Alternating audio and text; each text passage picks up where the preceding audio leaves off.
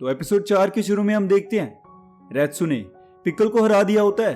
फिर डॉक्टर बोलते हैं यकीन नहीं होता कि रेत्सु ने उसे गिरा दिया। सही कहते हैं लोग कि मार्शल आर्ट से कुछ भी मुमकिन है। सोचा नहीं था कि रेत्सु उसके सामने इतनी देर तक टिक पाएगा। टोकुगावा बोलते हैं लगता है आपने दोनों के बीच की लड़ाई ठीक से देखी नहीं डॉक्टर, आप उसके टिकने की बात कर रहे हैं। रेत्सु ने उसे हरा दिया है। डॉक्टर बोलते हैं वो हारा नहीं है, तुम लोग मेरी बात समझ क्यों नहीं रहे। टेस्ट करते समय तुम दोनों यहाँ नहीं थे जिस दिन पिक्कल हमें कोलोराडो के न्यूक्लियर वेस्ट आइसोलेशन प्लांट पर मिला था। हमने उस पर कई टेस्ट किए थे। उसके मसल टिश्यू और बोन्स और बाकी ऑर्गन्स ने तो हमें हैरान ही कर दिया था। उसके सर्विकल स्पाइन देखकर तो हमारे होश ही उड़ गए थे। हमारे मुकाबले वो कई गुना बड़ी और मोटी है। आज के जमाने में हम ह्यूमंस की स्पाइन इतनी बड़ी होना नामुमकिन है। सर्विकल स्पाइन सिर्फ 4 पैर वाले जानवर में देखी जाती है ताकि उनकी मोटी गर्दन उनके बड़े सर का भार संभाल पाए। इस थ्योरी के हिसाब से पिक्कल के पूरी तरह इंसान बनने से पहले वो 4 पैर वाले जानवर की जिंदगी जी चुका है। तभी हम देखते हैं पिक्कल उठ के अपने 4 पंजों पर आ जाता है। रेत्सु सोचता है ये अचानक किस पोजीशन में आ गया है। मैंने फॉरवर्ड लीनिंग पोस्चर देखा है लेकिन इस तरह का नहीं। ऐसी स्टार्टिंग पोजीशन तो रनर लेते हैं या फिर एक सुमो रेसलर, पर यह उनसे बिल्कुल अलग है।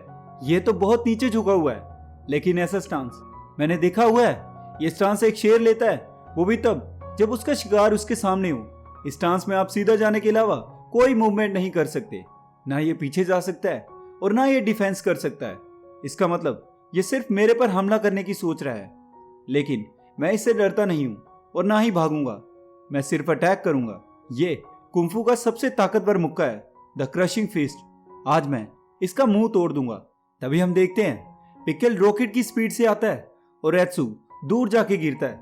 फिर पिक्कल जाता है और उसकी एक टांग खाने लगता है। तभी डॉक्टर पीछे से आता है और पिक्कल को इंजेक्शन लगाकर बेहोश कर देता है। फिर रेत्सु हॉस्पिटल में उठता है और बोलता है मैंने पिक्कल से वादा किया था कि मैं हार जाऊं तो मुझे खा लेना। मैंने वो वादा पूरा नहीं किया। क्यों मैं जिंदा लौट आया, क्यों मैं बच गया। उसने सिर्फ मेरे कंधे का एक हिस्सा और मेरा पैर खाया है। तभी बाकी आता है और कहता है मतलब मैंने सही सुना था, उसने आपको काटा, मेरा मतलब खाने की कोशिश की। जब मैंने सुना कि उसने आपका पैर खा लिया है तब मुझे यकीन नहीं हुआ। रेत्सु बोलता है मैंने उससे वादा किया था कि अगर मैं हार गया तो वो मुझे खा सकता है और मैंने अपना वादा तोड़ दिया। मैंने बिना कुछ सोचे समझे खुद को उसके हवाले कर दिया। मैं खुद पर शर्मिंदा हूं। तभी बाकी कहता है आपका शरीर ही आपका हथियार है और इतने सालों की कड़ी मेहनत करने के बाद आपने अपने शरीर का एक हिस्सा खो दिया है, पर उसके बावजूद आपको अपने पैर कट जाने का गम नहीं है। आपको गम है कि आपका वादा टूट गया। आपने जो किया है उसके लिए बहुत हिम्मत चाहिए। सी किंग रेत्सु से अच्छा कोई मार्शल आर्टिस्ट नहीं है। आपके देश रिपब्लिक ऑफ चाइना में आपकी पूजा करते हैं, आप शान हैं उनकी। आपको पता है एक बार मैंने रेत्सु नाम का मतलब ढूंढा था। रेत्सु मतलब निडर, हार ना मानने वाला, वो इंसान जो अपना रास्ता नहीं भटकता। और आप बिल्कुल वैसे ही हैं। आपके स्किल्स बेशक उसके सामने कमजोर पड़ गए हो रेत्सु, पर आपका जोश बिल्कुल फीका नहीं पड़ा और आपने अभी हार नहीं मानी। यही तो असली योद्धा की पहचान है ना। रेत्सु कहता है समझ गया बाकी, तुम्हारा शुक्रिया।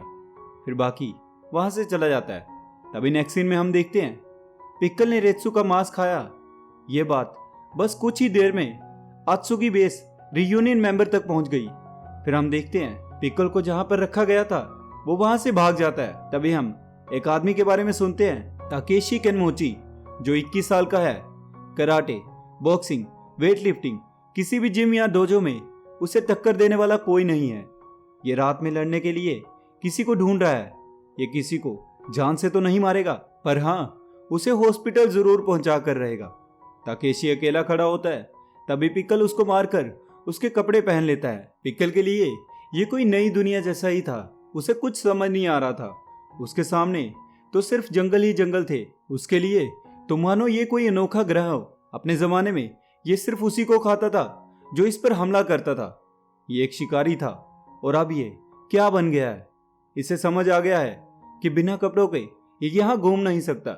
ये 2 मीटर लंबा है और इसका वजन भी लगभग 103 किलो है, जो कि आम बात नहीं है। इस पर कोई क्या ही हमला करेगा। लोग इसकी आंखों में देखने से डर रहे हैं और इसे भूख लगी है। काफी वक्त से कुछ खाया नहीं है। इस आदमी का भी बस पैर ही तो खाया था, पर इससे लड़के उसे अच्छा लगा क्योंकि इसने लड़ने में अपनी पूरी जान लगा दी। हर पैंतरा अपनाया, जीतने की पूरी कोशिश की, आखिरी सांस तक लड़ता रहा और अंत तक उसने हिम्मत नहीं हारी। तभी हम देखते हैं पिकल एक ट्रक से टकराता है जिसमें काफी सारा मीट होता है। पिकल ट्रक को तबाह करता है और उसमें पड़ा मीट खाने लगता है और इसी के साथ हमारा ये एपिसोड खत्म हो जाता है। तो गाइस, अगर ये वीडियो आपको अच्छी लगी तो वीडियो को लाइक कर देना और प्लीज चैनल को सब्सक्राइब करके जरूर जाना। Bye bye.